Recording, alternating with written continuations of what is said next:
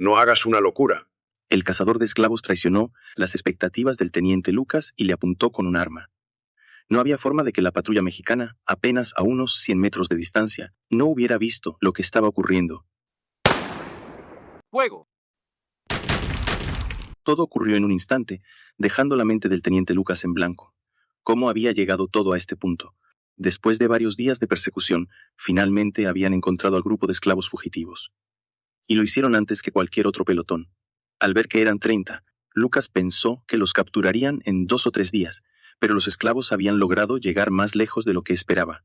Cuando los encontraron, entendió por qué. Hay blancos entre ellos. Esos son del grupo de liberación.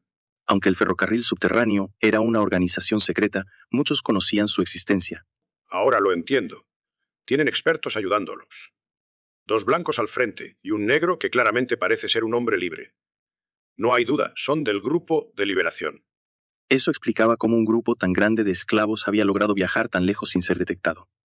Estaban a punto de capturarlos. Atrapar a los miembros del molesto grupo de liberación también sería un gran logro. Sabía que estaban en la zona fronteriza, pero no podía dejar ir a aquellos que estaban corriendo justo frente a ellos. Aunque se encontraban en la frontera, no había un muro que impidiera cruzar. Podían entrar un poco en México y luego regresar sin problemas. O al menos eso pensaba. Esa decisión fue su error fatal. Nunca debieron cruzar la frontera. Cegados por la ambición, habían sobrepasado el límite. La advertencia de la patrulla mexicana fue justificada. No eran civiles, sino militares que habían cruzado la frontera. En un caso así, disparar sin previo aviso habría sido comprensible, pero aún así les dieron una advertencia. El teniente Lucas quería retroceder de inmediato, pero en el mundo siempre hay personas que no siguen la razón. ¿Qué están diciendo? Hemos sufrido por más de una semana y ahora nos piden que retrocedamos. Era uno de los cazadores de esclavos. Abaja el arma, idiota. Por no hagas una locura. Jack y el teniente Lucas gritaron al unísono en un intento desesperado por detenerlo. El disparo resonó, marcando el inicio de la tragedia. La patrulla fronteriza mexicana consistía en 25 hombres, un poco menos que el número típico de un pelotón estándar, 25 contra 40. Quizás confiaban en su superioridad numérica. ¿O realmente confiaban en ello? Jack reflexionaba sobre los hechos, pensando que, dado el historial del hombre que actuaba sin pensar, probablemente había disparado sin ninguna reflexión previa.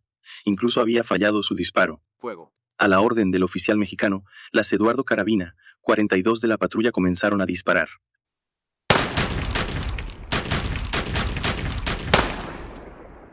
Los esclavistas estaban en la vanguardia. Ellos encabezaban la persecución, por lo que fueron los primeros en caer bajo el fuego de los exploradores mexicanos. Jack, que apenas había logrado sobrevivir, vio cómo el teniente Lucas se quedaba paralizado sin dar órdenes. ¡Co maldita sea! O devuelvan el fuego, o no tenemos otra opción. Aunque no lo habían planificado, una vez comenzado el enfrentamiento, no podían quedarse quietos. Mientras observaba cómo sus hombres y los soldados se preparaban para contraatacar, Jack sacudió con fuerza el hombro del teniente Lucas. Por recupere el sentido. Los esclavistas sobrevivientes blandían armas obsoletas, como mosquetes o pistolas. Sin embargo, el teniente Lucas y su pelotón usaban los rifles Springfield modelo 1842. Ese rifle, una imitación del fusil de retrocarga mexicano, era considerado el peor entre las tropas estadounidenses, ya que se atascaba con demasiada frecuencia. Fue un desastre provocado por las órdenes superiores que insistieron en que las armas fueran de un nivel similar a las mexicanas, sin importar las diferencias tecnológicas. Los soldados disparaban a diestra y siniestra sin esperar una orden de Lucas. El estruendo de los disparos a su lado hizo que el teniente recuperara la compostura y finalmente gritara. Retírense, o retrocedan de inmediato. ¿Por qué clase de locura es esa? ¿O retirarse? Aún somos más. Jack se opuso a la orden del teniente Lucas. Cállate, con estas armas no podemos ganar. Aunque los revólveres aún eran útiles, acercarse lo suficiente para disparar los expondría a una ráfaga letal. Después de intercambiar algunos disparos, era el momento ideal para retirarse. Maldita sea. En el instante en que Jack dio la espalda, una segunda ronda de disparos resonó. Ya recargaron. El tiempo de recarga apenas era de entre 5 y 7 segundos, y se tardaba unos 12 segundos en apuntar y disparar. Jack echó un vistazo a su alrededor. El número de combatientes se había reducido drásticamente. Aunque algunos enemigos habían caído bajo el fuego desorganizado de sus hombres, el pelotón ya había perdido la mitad de sus efectivos tras 2 descargas coordinadas. Con balas volando detrás de ellos, huyeron frenéticamente. Por suerte, No nos están persiguiendo más allá de la frontera. Ellos también deben de estar agotados. Solo quedaban 23 sobrevivientes. De los cazadores de esclavos, apenas 3, incluido Hack, seguían con vida. El resto estaba sumido en la desesperación. Marcharon en silencio y acamparon en silencio. La ciudad ya estaba cerca. Hack estaba decidido a regresar al norte. Lamentaba la muerte de sus hombres, pero ni una bala lo había rozado. Fue entonces cuando escuchó algo que rompió el silencio. Shack, estuve pensando en algo. Al girar la cabeza, respondiendo con un un escalofrío recorrió su espalda al escuchar un inquietante sonido. Era un revólver. ¿Vas a tener que morir aquí? Espera un momento. Maldita sea, ¿qué diablos o Hack? Lucas y sus hombres sobrevivieron. No podía permitirme quedar atrapado por esta basura. Diciembre de 1845. El teniente Lucas, vestido con su uniforme, habló con el rostro lleno de indignación. Admito que fui demasiado lejos al acercarme a la frontera en mi deseo de cumplir la misión, pero todo lo demás es falso. Nos dispararon sin previo aviso. Cazadores de esclavos.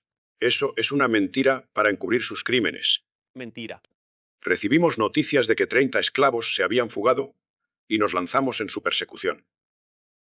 Al principio pensamos que, dado el número, no podrían moverse rápidamente y que los atraparíamos pronto. Pero lo que ocurrió fue una persecución intensa que duró una semana.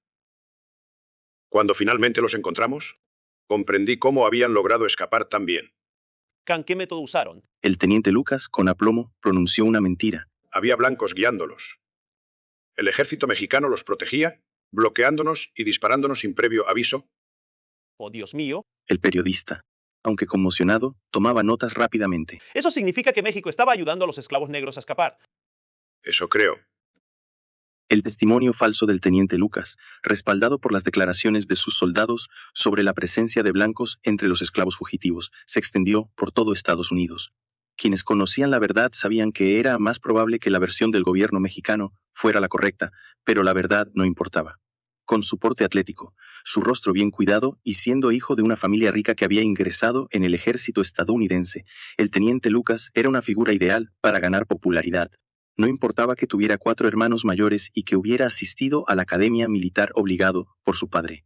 A finales de diciembre, los artículos que incluían la entrevista con el teniente Lucas incendiaron la opinión pública en todo el país. El presidente James Polk, observando la situación, envió un mensaje al Congreso de los Estados Unidos.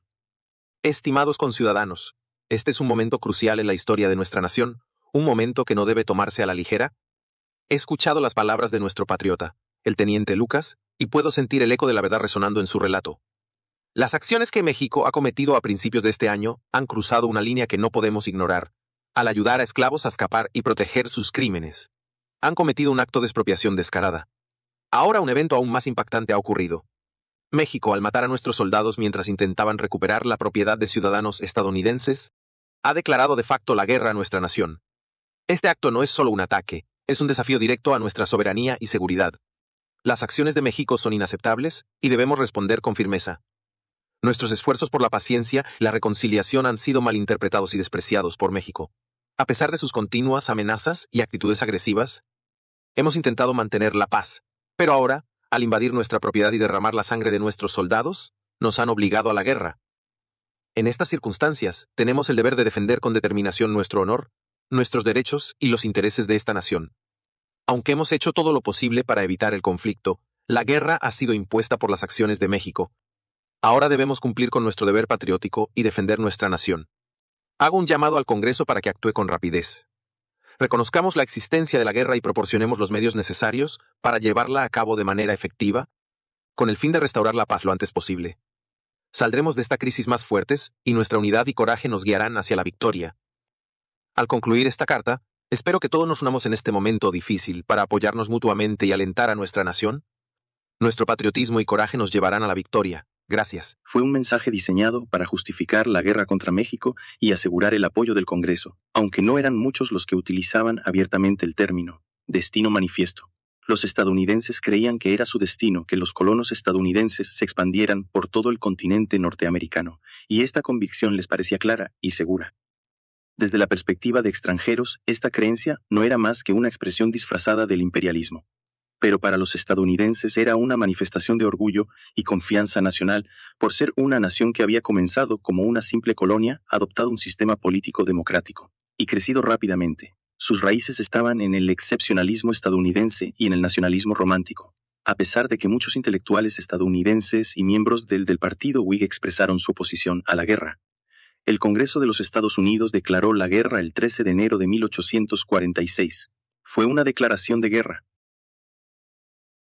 Es como si estuvieran esperando la oportunidad para responder. No me gusta decir esto, pero es realmente absurdo. Era comprensible que Diego se sintiera indignado. Desde su perspectiva, que conocía toda la verdad, esto no era más que un espectáculo político lleno de mentiras. El problema era que el espectáculo político no se quedaba solo en palabras, sino que había llegado hasta una verdadera declaración de guerra. Son los expansionistas que querían incluso ir a la guerra con Inglaterra. ¿Cuánto habrán estado esperando algo como esto? Siempre fue así. En la historia original, incluso antes de ser presidente, había defendido con vehemencia la anexión de Texas. Durante su campaña presidencial, había amenazado con la guerra si Inglaterra no cedía todo Oregón, y una vez presidente, envió tropas a la frontera mexicana para provocar un conflicto y finalmente desatar la guerra, tal como ahora. Mirándolo bien, no era más que un loco. Para los estadounidenses de mi vida anterior, sería un gran presidente que amplió enormemente el territorio, pero desde mi perspectiva en esta época, no era más que un fanático expansionista. Pero si vas a mostrar tan claramente que estás listo para la guerra, no deberías moverte más rápido. El conflicto estalló a finales de noviembre. James Polk tardó casi un mes y medio en recibir el informe, planear el escenario, generar apoyo popular y finalmente declarar la guerra. Por otro lado, nosotros en México actuamos de manera rápida y coordinada. El mismo día del incidente, se recibió un telegrama desde la ciudad fronteriza. Yo entendí que lo inevitable había llegado y recomendé a mi padre que proclamara el estado de semi-guerra y emitiera órdenes de reclutamiento. Eso fue hace un mes y medio.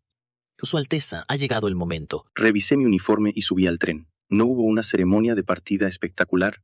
Igual que los soldados que eran transportados desde todo el país, yo también me subí al tren con mi uniforme. El tren, lleno de soldados y suministros, se dirigía hacia Texas. Y hasta aquí llega este capítulo. Muy pronto tendrán los siguientes en el canal, pero si no pueden esperar, recuerden que pueden convertirse en miembros dando clic en el botón Unirse para verlos antes que nadie. No olviden dejar su like y suscribirse si aún no lo han hecho. Gracias por su apoyo y nos vemos en el próximo video.